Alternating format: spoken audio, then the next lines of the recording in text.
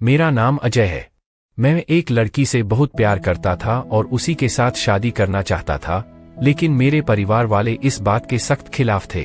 फिर भी मैंने अपने परिवार वालों के खिलाफ जाकर इस लड़की के साथ शादी कर ली थी। अपनी मर्जी के मुताबिक शादी करने की वजह से मेरे माता पिता ने मुझे घर से निकाल दिया था और मेरे पिता ने मुझे जायदाद से भी बेदखल कर दिया था। मैं एक अच्छा खासा जवान और आकर्षक आदमी था। मुझे हमारे ही मोहल्ले में रहने वाली एक जवान और सुंदर लड़की से प्यार हो गया था। उसका नाम रश्मि था। रश्मि मुझे बचपन से ही बहुत पसंद थी और मैंने अपने मम्मी पापा से रश्मि के लिए कई बार झगड़ा किया था। मैंने उनसे कई बार कहा था कि मैं उससे प्यार करता हूँ, लेकिन वे लोग मेरी शादी के लिए तैयार ही नहीं हो रहे थे। मजबूरन मुझे और रश्मि को घर से भागकर शादी करनी पड़ गई। हम दोनों अपने परिवार वालों को छोड़कर बहुत दूर चले आए थे और एक नए शहर में बस गए थे। इस शहर में आकर हम दोनों ने अपनी जिंदगी की नई शुरुआत कर दी थी। मैंने रश्मि के साथ कोर्ट मैरिज कर ली थी। हमारी जिंदगी बहुत अच्छी गुजर रही थी। रश्मि और मैं दोनों ही एक अच्छे परिवार से थे। हमारे घरों में किसी चीज की कमी नहीं थी, लेकिन अब अपने परिवार वालों से अलग होने के बाद हमें बहुत सारी मुश्किलों का सामना करना पड़ा। हालांकि हमने हालात से लड़कर सब कुछ ठीक कर लिया। रश्मि पढ़ी लिखी लड़की थी। उसने नर्सिंग का कोर्स किया हुआ था, जबकि मैं भी काफी पढ़ा लिखा था, इसलिए मुझे अच्छी नौकरी मिल गई थी। घर छोड़कर आने के बाद फिलहाल मैं अकेला ही नौकरी कर रहा था और हमारी जिंदगी बहुत अच्छी गुजर रही थी।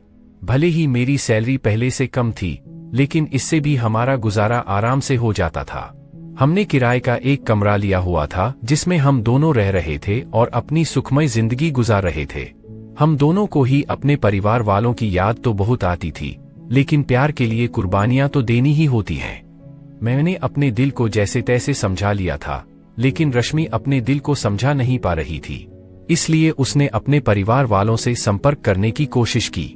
एक दो बार उसने अपनी माँ से बात की थी, लेकिन उसकी माँ ने उससे बात नहीं की और एक दिन साफ साफ बोल दिया कि तुम्हारी इस घर में कोई जगह नहीं है और हम लोगों से तुम्हारा कोई रिश्ता नहीं है, इसलिए हमसे बात करने की कोशिश भी मत करना। उसकी माँ ने कहा कि तुम हमारे लिए मर चुकी हो, हमारे दिल में तुमसे बात करने की भी कोई गुंजाइश नहीं है, हम तुम्हारी आवाज तक सुनना नहीं चाहते। रश्मि अपनी माँ की यह बात सुनकर बहुत रोई थी। वक्त के साथ साथ वह भी अपने परिवार वालों को भूल गई थी, क्योंकि ऐसा होना तब मुमकिन हुआ था जब शादी के 4 महीने के बाद रश्मि को पता चला कि वह मां बनने वाली है। इस खुशी के बाद हमने अपने परिवार वालों को पूरी तरह से दिल और दिमाग से निकाल दिया था और हम अपने आने वाले बच्चे के बारे में सोचने लगे थे। उसके बारे में सोच सोच कर खुशियां मनाने लगे थे। फिर 9 महीने पूरे होने के बाद मेरी पत्नी ने एक प्यारे से बेटे को जन्म दिया था। उसके आ जाने से हम अपनी जिंदगी के सारे गम भूल गए थे, पुरानी सारी परेशानियों को भूल गए थे और ऐसा लगता था जैसे भगवान ने हमें एक सहारा दे दिया है। हमारे बेटे के साथ हमारी जिंदगी बहुत अच्छी गुजर रही थी। हम दोनों पति पत्नी इतने खुश थे कि हमें खुद को लगता था कि किसी दिन हमारी खुशियों को नजर न लग जाए। कई साल इसी तरह से बीत गए और धीरे धीरे मेरा बेटा 5 साल का हो गया था। हम दोनों पति पत्नी उससे बहुत प्यार करते थे, उसकी छोटी से छोटी खुशी का ख्याल रखते थे। जो कुछ भी वह कहता था वह समय से पहले ही पूरा कर दिया करते थे। उसकी परवरिश करना और उसे प्यार करना हमारी जिंदगी का सबसे पहला और अहम मकसद था। जिंदगी इसी तरह से गुजर रही थी जब एक दिन मैं ऑफिस से आ रहा था और अचानक मेरा एक्सीडेंट हो गया। मुझे सड़क से लोगों ने उठाकर अस्पताल पहुंचाया और मेरी पत्नी को भी फोन कर दिया। मेरी पत्नी और बेटा बहुत डर गए थे। वे लोग अस्पताल आ गए और बुरी तरह से रोने लगे। मैं ठीक था, लेकिन मेरे एक पैर में गहरी चोट आई थी जिसकी वजह से मैं चल भी नहीं पा रहा था। डॉक्टर का कहना था कि मुझे लगभग 2 साल तक बेड रेस्ट करना होगा। अगर मैंने अपना ध्यान नहीं दिया तो मैं सारी जिंदगी अपने पैर से लाचार हो सकता हूं और इसके लिए मुझे बेड रेस्ट करना बहुत जरूरी है। मेरी पत्नी और बेटा बहुत परेशान हो गए थे। मेरा बेटा भी स्कूल जाता था, उसकी पढ़ाई का खर्चा, घर का खर्चा और अब तो मेरे इलाज के लिए भी पैसे काफी उठ रहे थे। जैसे तैसे अस्पताल से तो मैं डिस्चार्ज हो गया था, लेकिन मैं पूरी तरह से लाचार हो गया था। डॉक्टर ने मुझे बेड रेस्ट के लिए कहा था, लेकिन ऐसा कैसे हो सकता था? अगर मैं बेड रेस्ट करता तो ऑफिस कौन जाता और हमारा गुजारा कैसे होता? फिलहाल जैसे तैसे कुछ दिन मैंने इसी तरह से गुजार लिए थे, लेकिन फिर घर के हालात बदलने लगे। घर में परेशानियां आने लगी थीं। बेटे की पढ़ाई भी रुकने लगी थी क्योंकि फीस के लिए पैसे नहीं थे। मेरी पत्नी जैसे तैसे गुजारा कर रही थी, लेकिन अब वह भी हिम्मत हार चुकी थी क्योंकि जितने भी पैसे थे सब खत्म हो चुके थे। एक दो बार तो मेरी कंपनी के बॉस ने भी मुझे इलाज के लिए पैसे दे दिए थे, लेकिन वे भी बार बार पैसे नहीं दे सकते थे। घर में बहुत सारी परेशानियां आ गई थीं। समझ नहीं आ रहा था कि क्या किया जाए। फिर एक दिन मेरी पत्नी कहने लगी कि आप तो जानते हो कि मैंने नर्सिंग का कोर्स किया हुआ है। मुझे अस्पताल में नर्स की आसानी से नौकरी मिल सकती है।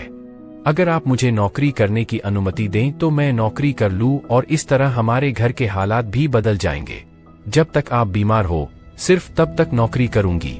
जब आप ठीक हो जाएंगे और नौकरी पर जाने लगेंगे तो फिर मैं नौकरी नहीं करूंगी। मेरी पत्नी मुझसे यह बात कहते हुए हिचकिचा रही थी। वह जानती थी कि मैं महिलाओं की नौकरी करने के सख्त खिलाफ रहता हूं, लेकिन अब हालात ही ऐसे आ गए थे कि मेरी पत्नी जो कह रही थी वह बिल्कुल ठीक कह रही थी। आखिरकार मुझे अपने बेटे की भी तो पढ़ाई जारी रखनी थी। जिस तरह मेरी स्थिति हो रही थी इस तरह तो उसकी पढ़ाई एक न एक दिन खत्म ही हो जानी थी। इसलिए अपनी पत्नी की बात सुनकर मैंने उसे नौकरी करने की अनुमति दे दी थी। मेरी पत्नी ने एक बड़े अस्पताल में जाकर नौकरी के लिए अप्लाई किया और उसे आसानी से नौकरी मिल गई थी। फिर इस तरह मेरी पत्नी ने नर्स की नौकरी करना शुरू कर दी थी। एक तरफ उसे मेरी भी फिक्र थी कि वह घर से बाहर नौकरी करने जाएगी तो मेरा क्या होगा और मेरे बेटे का ख्याल कौन रखेगा, लेकिन मैंने उसे समझाया था कि तुम बेफिक्र रहो क्योंकि यह कुछ समय की बात है।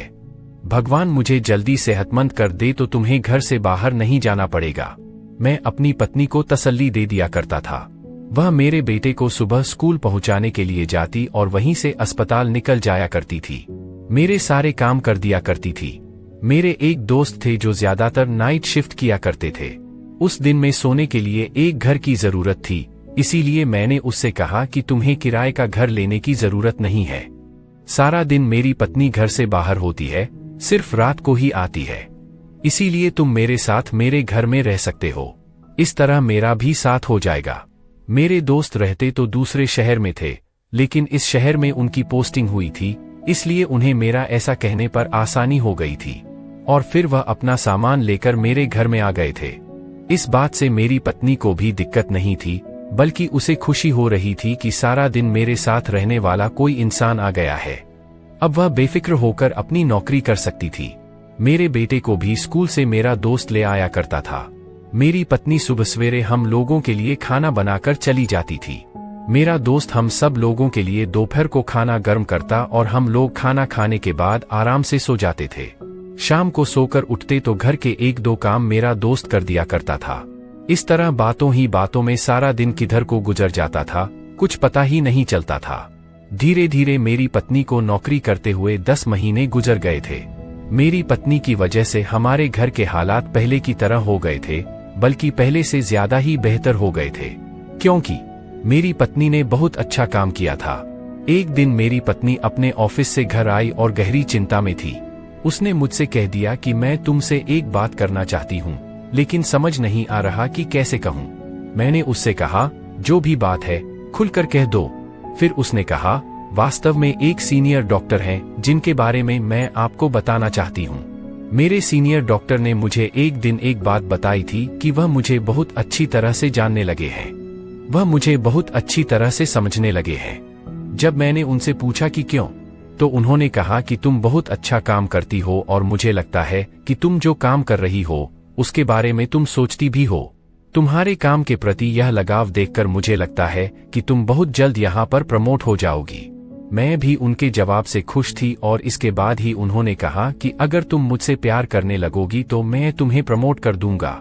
मुझे यकीन है कि तुम्हारे घर की सारी परेशानियां भी खत्म हो जाएंगी। मैं पूरी तरह से जानता हूं कि तुम एक नौकरी पेशा पत्नी हो और तुम्हारे पास घर की भी जिम्मेदारी है। मैं तुम्हें प्रमोशन भी दूंगा और तुमसे प्यार भी करूंगा। रश्मि के कहने के तरीके से ही मुझे समझ में आ गया था कि वह यह सब सच में कर चुकी थी। मैंने रश्मि से पूछा कि तुम्हारा सीनियर डॉक्टर कैसा दिखता है। तब रश्मि ने बताया कि वह एक बहुत ही स्मार्ट और हैंडसम आदमी है। रश्मि ने अपने सीनियर डॉक्टर के बारे में सभी बातें बताईं, जिससे मुझे पूरा यकीन हो गया कि जो कुछ रश्मि ने कहा वह सच था। मैं समझ नहीं पा रहा था कि अब क्या करूं। यह सच्चाई सुनकर मेरे लिए यह निर्णय लेना मुश्किल हो गया था कि मैं क्या करूं। फिर कुछ समय सोचने के बाद मैंने रश्मि से कहा कि देखो, अगर तुम्हारे सीनियर डॉक्टर ने तुम्हें प्रमोट करने का वादा किया है और तुम उनकी बात मानकर काम करोगी, तो यह तुम्हारी नौकरी और तुम्हारी प्रमोशन के लिए बहुत अच्छा होगा। मैं जानता हूं कि तुम्हारे पास घर की भी जिम्मेदारी है, लेकिन मैं ऐसा भी नहीं चाहता कि तुम अपने करियर को खराब कर दो। घर का काम भी हो जाएगा और हमारी समस्याएं भी कम हो जाएंगी, लेकिन तुम्हें यह ध्यान रखना होगा कि ऐसा करने से हमारे घर का शांति भंग हो जाएगा, क्योंकि मुझे खुद भी यह बहुत अच्छा नहीं लग रहा है। रश्मि ने कहा, मैं खुद भी इसी दुविधा में हूँ। मैंने आपको यह सब कुछ बताकर सोचने की कोशिश की थी। अब मेरी नौकरी भी अच्छी चल रही है और घर की समस्याएं भी कम हो रही हैं, लेकिन यह सब सही नहीं है। जब से मैंने अपने सीनियर डॉक्टर की यह बात सुनी है, तब से मन बहुत ही अशांत हो गया है और लगता है कि हमें घर के इस शांति को बनाए रखने का कोई रास्ता निकालना चाहिए। रश्मि की बातों से मुझे लगा कि वह सच में अपने घर की शांति बनाए रखने के लिए पूरी कोशिश कर रही है। मेरे मन में भी रश्मि के लिए गहरी भावना थी और मैं जानता था कि अगर वह यह सब कुछ छोड़कर चली जाती है तो हमारे घर की शांति का बंटाधार हो जाएगा, लेकिन साथ ही हमारे घर की वित्तीय स्थिति भी पहले से बेहतर हो जाएगी। मैंने फिर भी अपनी पत्नी को यह समझाने की पूरी कोशिश की कि घर की शांति सबसे ज्यादा जरूरी है। एक दिन मैं भी सोचते सोचते सो गया और जैसे ही सुबह हुई, मेरी पत्नी ने मुझसे कहा, मैंने एक फैसला किया है। मैं अपने सीनियर डॉक्टर की बात मानने के लिए तैयार हूं, लेकिन मेरी एक शर्त है। मैं तब तक अपने सीनियर डॉक्टर की बात मानूंगी जब तक मेरी जिम्मेदारियां ठीक से निभा नहीं देती। घर का काम, मेरे बेटे की पढ़ाई और तुम्हारे इलाज का खर्चा मैं खुद ही देख लूंगी। इसके बाद जब सब कुछ ठीक हो जाएगा तो मैं अपनी नौकरी भी छोड़ दूंगी। रश्मि की बात सुनकर मैं बहुत ही खुश हुआ और मैंने उसकी बात को मान लिया। वह अपने सीनियर डॉक्टर की बात मानकर काम करती रही और उसकी प्रमोशन भी हो गई थी। फिर एक दिन सब कुछ ठीक हो जाने के बाद रश्मि ने अपनी नौकरी छोड़ दी थी। हमारे घर की समस्याएं खत्म हो गई थीं और हम एक बार फिर से एक खुशहाल जीवन जीने लगे थे। रश्मि की मेहनत और प्यार ने हमारे घर की खुशियों को वापस ला दिया था। हमारी जिंदगी एक बार फिर से खूबसूरत हो गई थी और हम सब मिलकर एक साथ खुशहाल जीवन जीने लगे थे।